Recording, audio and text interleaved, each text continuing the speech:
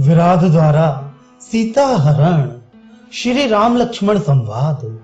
इस प्रकार श्री रामचंद्र जी अगले दिन सूर्य के उदय होने पर उन सब वनियों से विदा मांग फिर आगे वन में चले। उस वन में अनेक प्रकार के जीव जंतु थे तथा शार्दुल और भेड़िए घूमा फिरा करते थे। उस वन में कहीं भी न वृक्ष, न लता, न गुल्म दिखलाई पड़ते थे।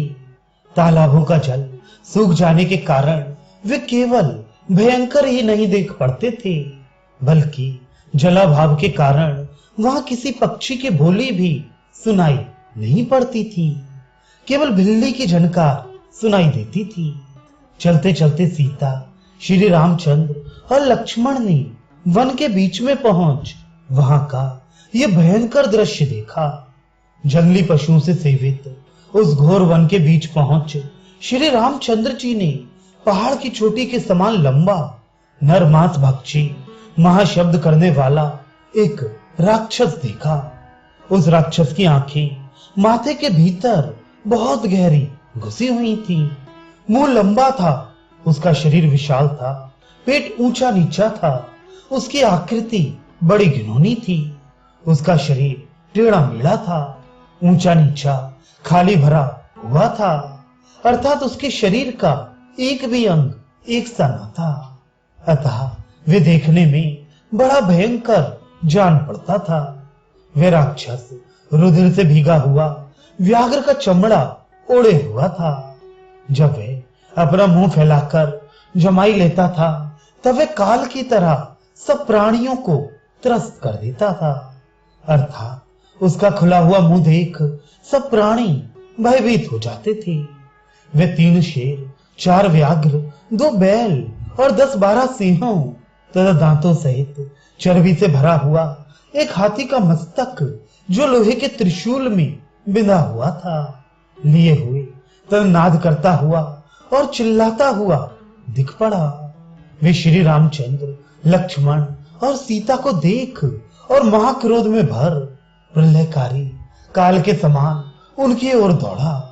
वे महाभयंकर राक्षस गर्जन कर पृथ्वी को कपाता हुआ सीता को गोदी में उठा और कुछ दूर जाकर कहने लगा, तुम दोनों जटाचीर धारण किए स्त्रियों सहित इस वन में जो आए हो, सो तुम अपने को कुछ ही क्षणों का मेहमान समझो अथवा अपने को मरा हुआ ही समझो।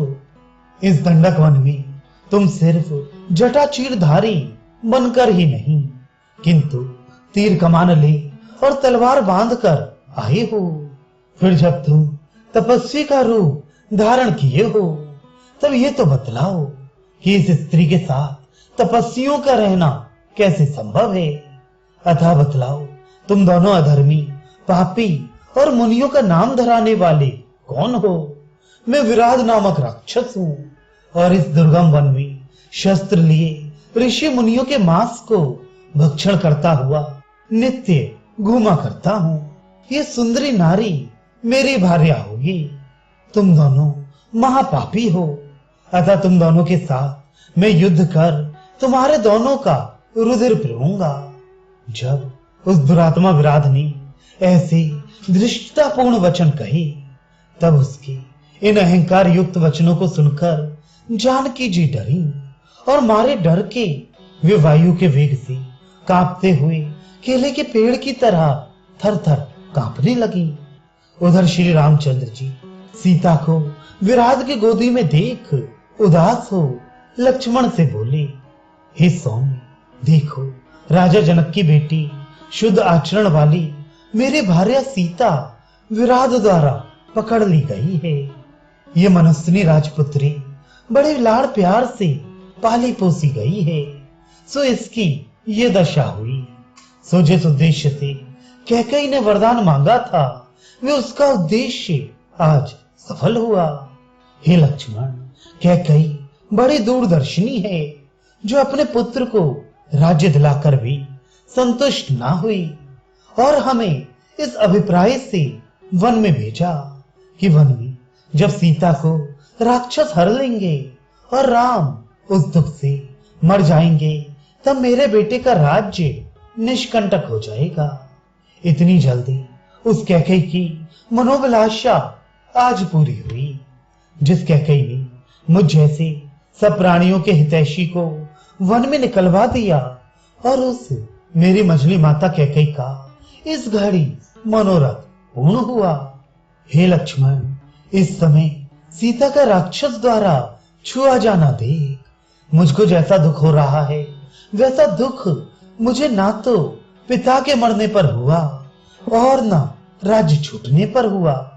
जब श्री रामचंद्र जी ने ये कहा, तब आंखों में आंसू भर और शोकाकुल हो लक्ष्मण जी मंत्र मुग्ध सर्प की तरह क्रोध में भर फुफकार मारते हुए ये बोले, हे श्री रामचंद्र, मेरे जैसे सेवक के साथ होते हुए और इंद्र की तरह सब प्राणियों के स्वयं स्वामी होकर भी आप एक अनाथ की तरह क्यों संतप्त हो रही हैं?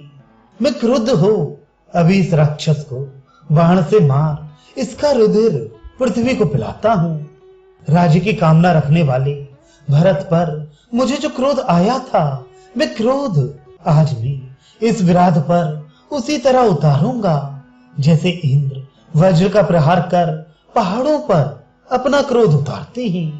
हे राम, मेरी भुजाओं के बल के वेग से चलाया हुआ महाबाण इसके हृदय को विदीर्ण कर इसको मार डालेगा और यह घुमरी खाता हुआ पृथ्वी पर गिरेगा।